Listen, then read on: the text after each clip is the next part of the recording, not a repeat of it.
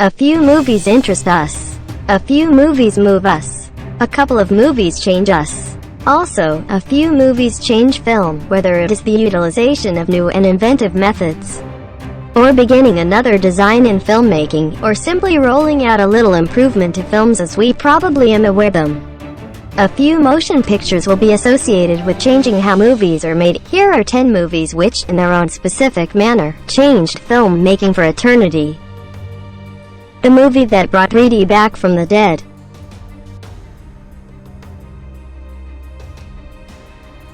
Sometime in the past, 3D films were a trick. Cinemagoers wore cardboard glasses with one blue and one red focal point, which were, for reasons unknown, square. Typically filmed were 90% in 2D with a couple of scenes which had painted 3D in after creation. The procedure was truly costly and not energizing enough to cause crowds to overlook how senseless they glanced in the glasses. However, in 2009, James Cameron's Avatar changed the sum total of what that IMAX had been trying different things with 3D film methods since the mid-1980s. And a couple of motion pictures and narratives had played with the medium. Disney, as well, fiddled with 3D, yet none of the motion pictures that were delivered were outstanding in any way. In 2004, Cameron made the narrative Ghosts of the Abyss, utilizing his protected reality camera system, with which he and Bill Paxton investigated the disaster area of the Titanic, that is the boat, not the film, in heavenly, and rather creepy, 3D. The film was to a greater extent an oddity than everything else. Despite the fact that the genuine boat looked unnervingly like the film set, but in Avatar, the 3D film truly made its mark.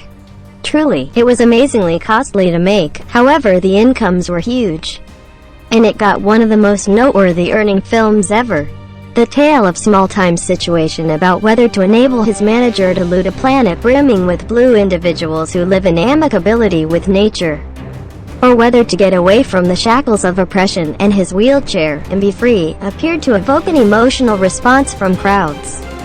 Since we've all been there, the achievement of the film led to the revival of 3D as a film medium, and abruptly every activity blockbuster discharged both 2D and 3D forms, and multiplying their incomes. Crowds for 3D motion pictures have started to decrease again as of late. However, whether that is on the grounds that cinema goers consider 3D to be a trick, or on the grounds that they aren't eager to pay more for the seats, isn't clear. Time for Avatar 2?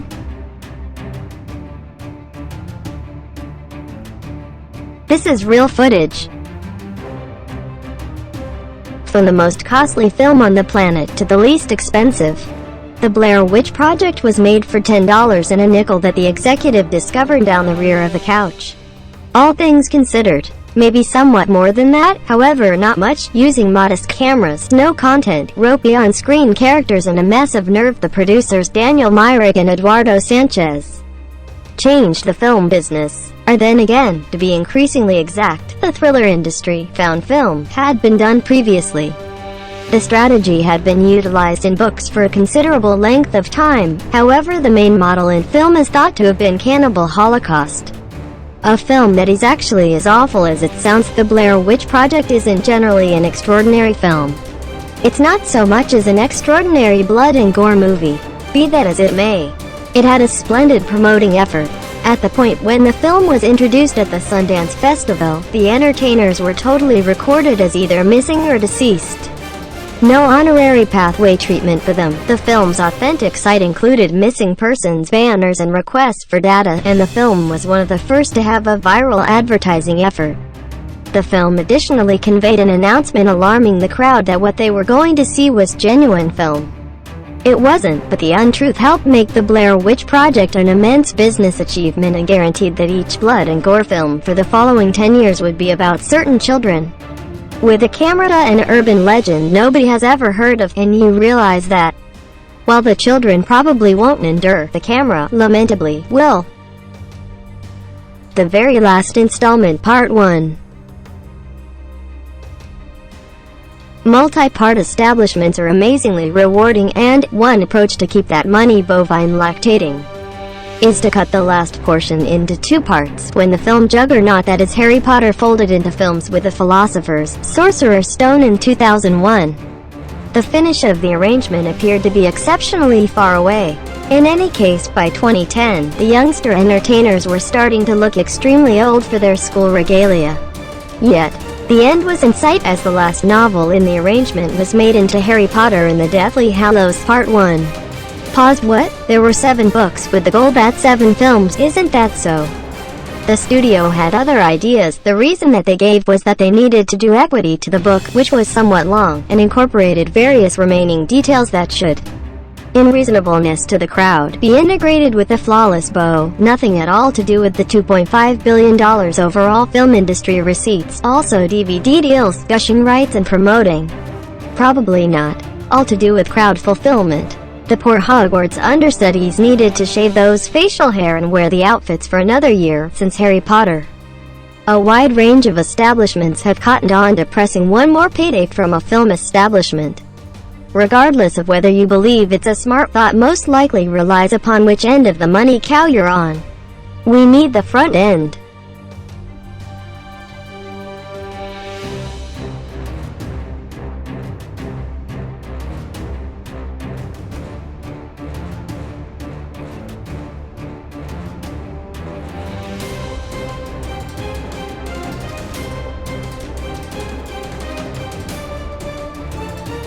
The Summer Monster Movie. In 1975, the mid-year blockbuster Beast film was spotted sneaking someplace off the shoreline of Amity Island.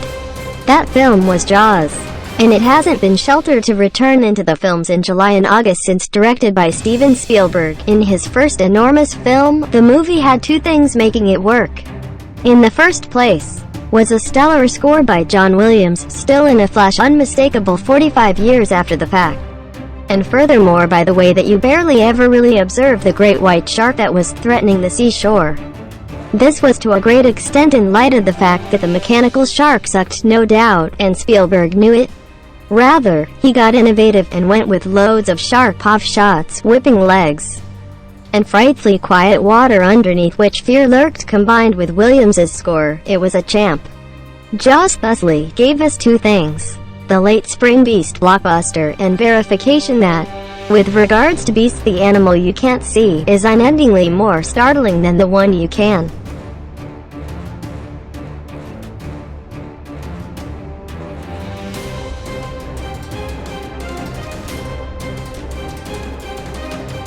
The sequel.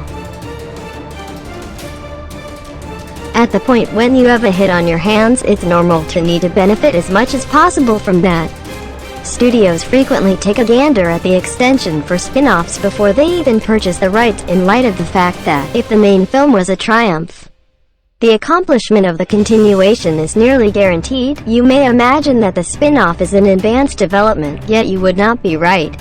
The principal known spin-off, The Fall of a Nation, was created and coordinated by Thomas Dixon Jr. in 1916. Discharged just a single year after D.W. Griffith's epic The Birth of a Nation, and under a long time since the arrival of the primary full-length include film, so the continuation is most likely setting down deep roots, in spite of the fact that The Fall of a Nation isn't. There are no known prints in presence. There are still new continuation developments. However, the first spin-off of grossed more at the box office than the first was From Russia with Love, which took $8 million more than the past Bond film. Dr. No: The Return of the Jedi is the principal third-parter of a set of 3 to be preferable acclaimed over the initial 2, with each film pundit and presence keeping up that it is better than either A New Hope or The Empire Strikes Back, regardless of the way that it earned the least at the box office and was just one of the 3 movies not to win an Oscar of any kind. The reference throughout the entire existence of the spin-off, notwithstanding, goes to Terminator 2: Judgment Day for their inventive utilization of the colon to tack another title onto a built-up brand. It began a pattern for colon-based titles, which incorporates practically all the Avengers motion pictures and the repetitious bad dream that is Die Hard with a Vengeance. The film that killed hand-drawn animation. Toy Story, broadly, is the main full-length movement made altogether by PC Liveliness. Also, it was an extraordinary film. made by a little, free organization named Pixar in 1995. The film was creative, shrewd and interesting, and has gotten outstanding amongst other adored movements time. Which is lovely. It likewise spelled the start of the end for customary liveliness. Disney, who had made a decent attempt to place a spoke in Pixar's wheel during creation, in the long run came round to the advantages of PC movement and, despite the fact that they made a decent attempt to stay with the old ways, the last hand-vivified film was Winnie the Pooh. In 2011, even before then the activity procedure had been joining increasingly more PC innovation, with each Disney film since 1990 utilizing Disney's computer-animated production system to some degree. Does it matter?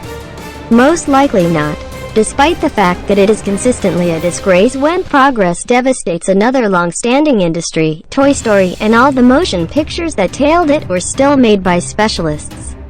Essayists and actors. Toy Story didn't constrain its way into a huge number of hearts due to its PC wizardry. That was down to an extremely exceptional kinship between a cowpoke and a space traveler.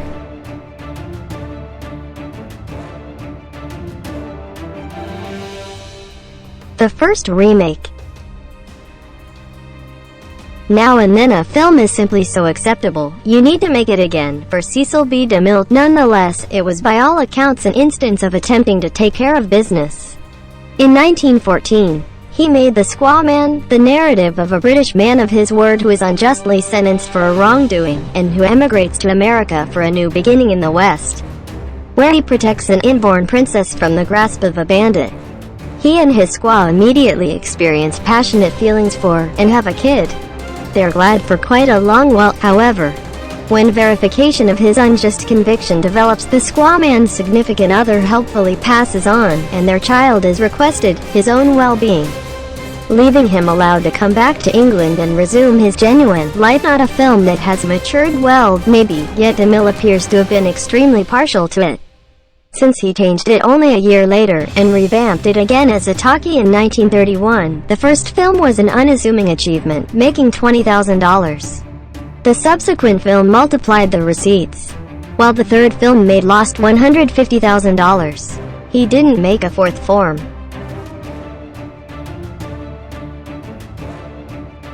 The Footnote. A few movies bigly affect the film. For others it's to a greater extent a commentary. For the Muppet movie, a commentary was their effect on cinema. If you preferred the Muppets, you most likely idea the Muppet movie was extraordinary. In the event that you didn't, well, who minds? It's a film about certain mannequins and their excursion from obscurity to the standard rich and popular agreement. At the end of the day, nothing out of the ordinary, until the credits rolled. On the grounds that the Muppet movie was the main film to incorporate a post-credits scene.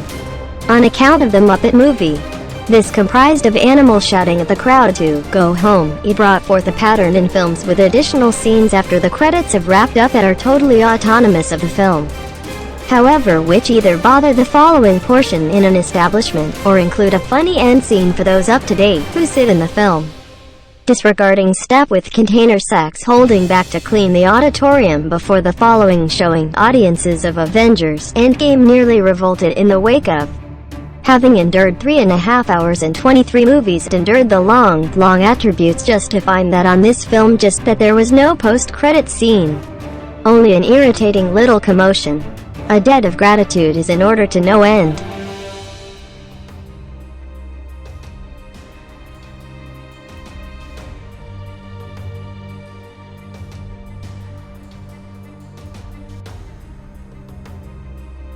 Dialogue is optional.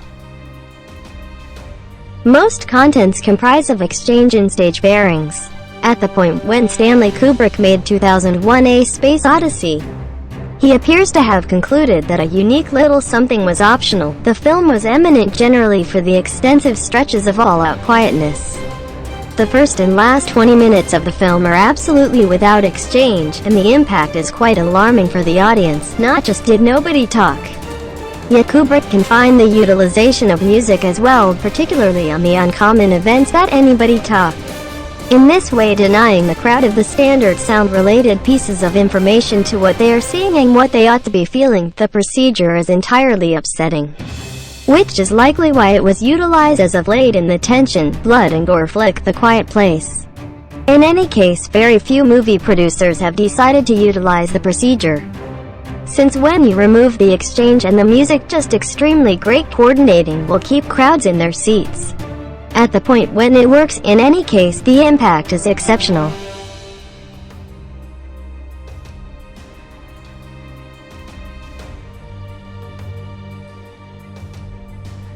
Call that a costume. Master of the Rings gave us a great deal of things. It gave us hobbits and mythical people and diminutive people. And it instructed us that they are not in the slightest degree something very similar. Who knew? It gave us an entirely different point of view toward New Zealand. It gave us no buts, with each film being 3 hours or more. Furthermore, it gave us Andy Serkis in a movement catch suit, playing Gollum. Although tries different things with movement catch had been continuing for some time. The character of Jar Binks in Star Wars The Phantom Menace, for instance, was the first to utilize the method in 1999. However, it wasn't until The Lord of the Rings, The Two Towers in 2002, that movement catch should be possible in genuine time. The movement catch suit has generated 1,000 motion pictures where entertainers wear clever suits, and given Andy Serkis a whole profession in films where nobody ever observes his face.